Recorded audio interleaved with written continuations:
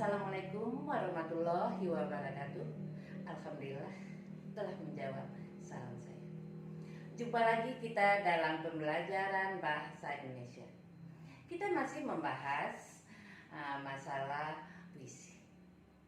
Sebelum kita melihat pokok bahasan kita hari ini, ayo kita berdoa dulu biar apa yang kita lakukan diridhoi oleh Allah. Berdoa mulai. Amin. Kali ini kita akan melihat bagaimana mendemonstrasikan puisi. Baiklah, kita lihat terlebih dahulu kompetensi dasar atau KD dan tujuan. Kompetensi dasar atau KD kita kali ini yaitu 4.16, yaitu mendemonstrasikan, membaca atau memusikalisasikan satu puisi dari antologi puisi atau kumpulan puisi dengan memperhatikan vokal, ekspresi, intonasi, atau tekanan dinamik dan tekanan tempo. Sedangkan tujuannya pembelajaran kita kali ini yaitu yang diharapkan nanti Ananda setelah mempelajari materi ini, pertama, dapat menentukan membaca puisi dengan memperhatikan vokal, ekspresi, dan intonasi yang baik. Terus yang kedua, dapat menyebutkan, memusikalisasikan puisi dengan memperhatikan kesesuaian isi puisi, musik, dan lagu. Masih ingat apa itu puisi? Kalau tidak ingat, coba buka kembali materi minggu kemarin.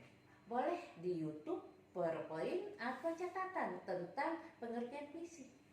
Kali ini kita akan membahas mengenai mendemonstrasikan puisi.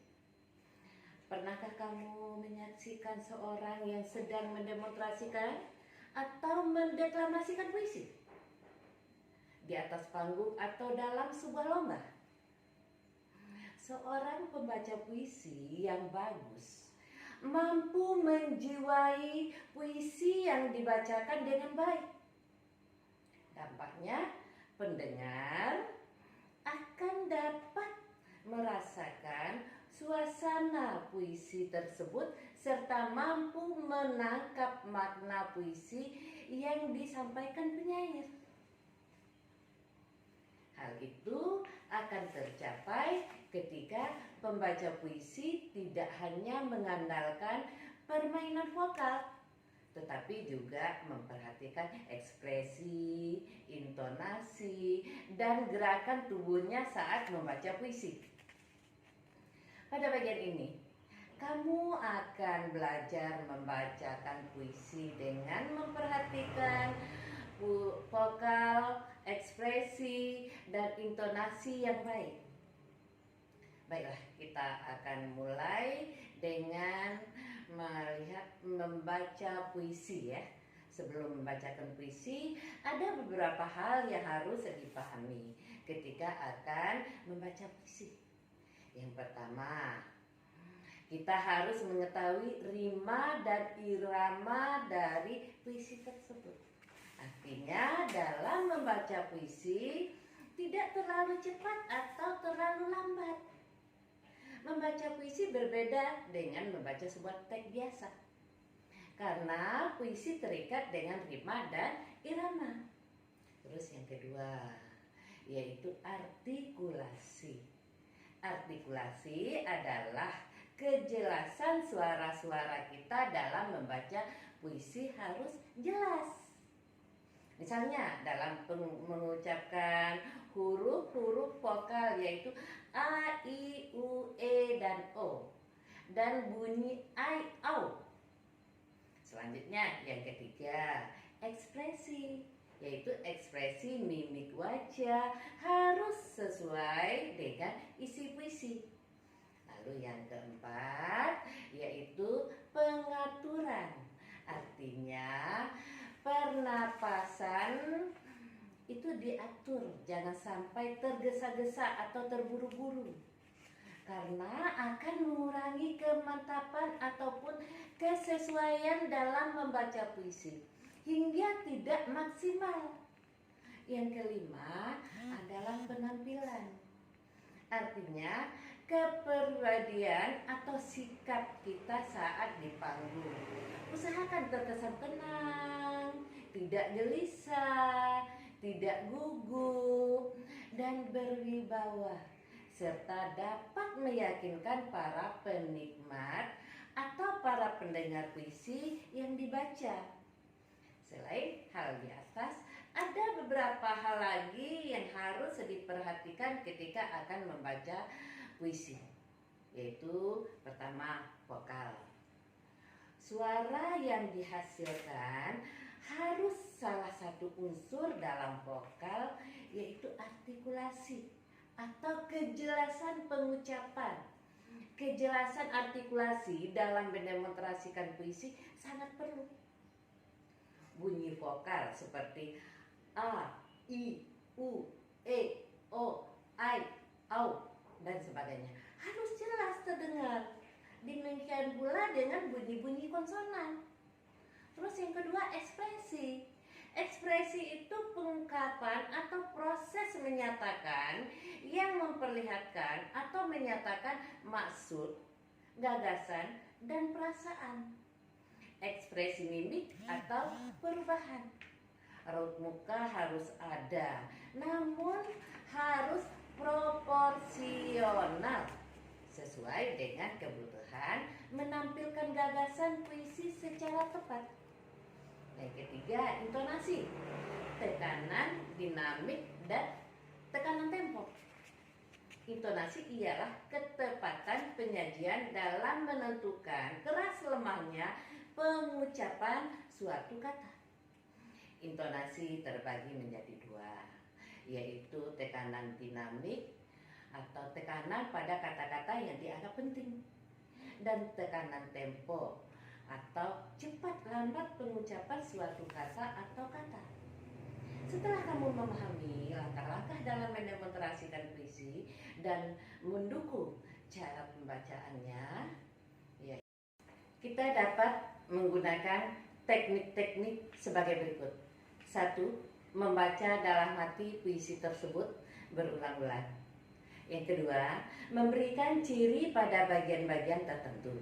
Misalnya, pada penjedaan. Jadi jeda pendek itu dengan tanda garis miring 1, sedangkan jeda panjang dengan tanda garis miring 2. Nah, untuk penjedaan pendek seperti contoh pada akhir frasa, sedangkan penjedaan panjang itu pada akhir klausa atau kalimat. Nah, yang ketiga, memahami suasana, tema, serta makna puisinya. Yang keempat, menghayati suasana, tema, dan makna puisi untuk mengekspresikan puisi yang kita baca. Ayo kita dengarkan pembacaan puisi yang berjudul Sajak Matahari karya W.S. Ndrendra. Selamat mendengarkan. Sajak Matahari karya W.S. Ndrendra.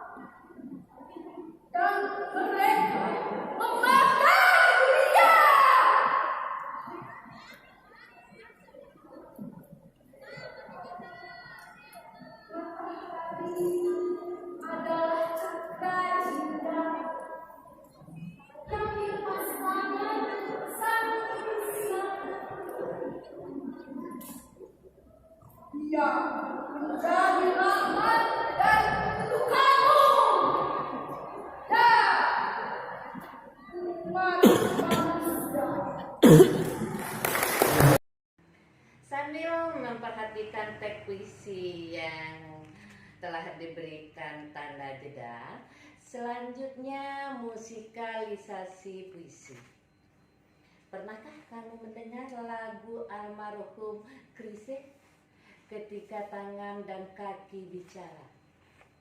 Ayo kita dengarkan lagunya. Akan datang hari mulut dikunci, kata tak ada lagi. Akan tiba masa tak ada suara dari mulut kita. Berkata tangan kita tentang apa yang dilakukannya.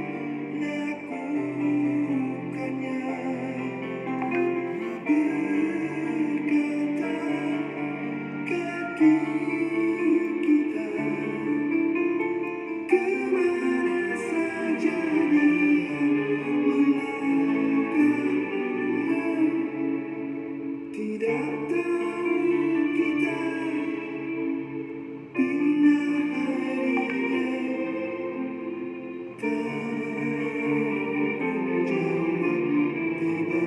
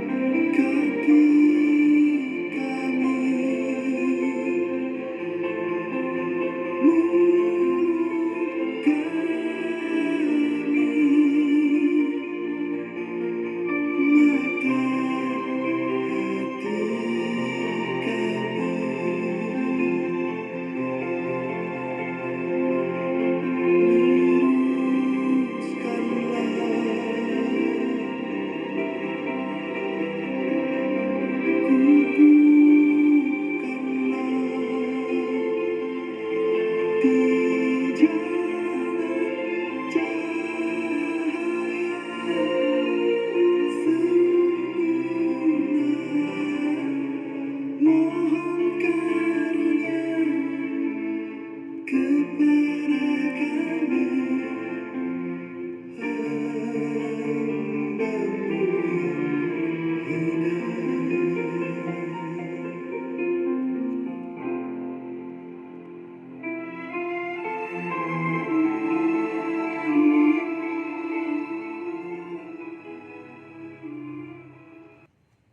Lagu tersebut merupakan puisi yang dinyanyikan dengan iringan musik.